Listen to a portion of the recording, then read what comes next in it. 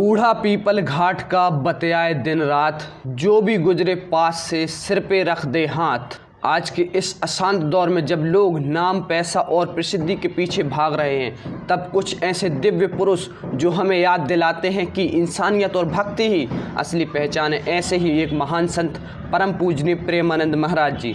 महाराज जी का जीवन केवल प्रवचन नहीं बल्कि प्रेरणा का स्रोत है। उनके हर शब्द प्रेम, हर वाणी में शांति और हर दृष्टि में करुणा है। वे कहते हैं, भक्ति का अर्थ केवल मंदिर में घंटी बजाना नहीं बल्कि अपने भीतर के अहंकार को मिटाना है।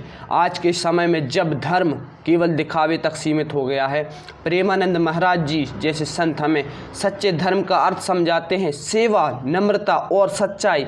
हमारे देश को आज ऐसे संतों की ज़रूरत है जो समाज को जोड़े तोड़े नहीं, जो लोगों को जात पात से ऊपर उठाकर इंसानियत का संदेश दे। महाराज जी यही करते हैं। वे लोगों को यह समझाते हैं कि ईश्वर बाहर नहीं, हमारे भीतर है।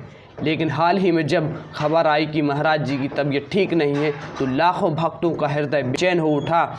लोग मंदिरों में, घरों में और अपने दिलों में एक ही प्रार्थना करने लगे, हमारे महाराज जी शीघ्र स्वस्थ लाभ दें। प्रेमानंद महाराज जी ने अपने जीवन से सिखाया है कि सच्ची पूजा किसी मूर्ति की नहीं बल्कि मानवता की होती है। उनकी मुस्कान, उनका सरल स्वभाव और उनकी करुणा ही इस युग की सबसे बड़ी आवश्यकता है। आज जब देश दिशा खोज रहा है, हमें ऐसे संतों की ज़रूरत है, हमारे देश को जो भीतर की रोशनी दिखा सके। प्रेमानंद महाराज जी केवल एक संत नहीं बल्कि हमारे युग के मार्गदर्शक हैं। हम सब यही कामना करते हैं कि महाराज जी स्वस्थ रहें, दीर्घायु हों और यूं ही भारत की आत्मा को प्रकाश देते रहें।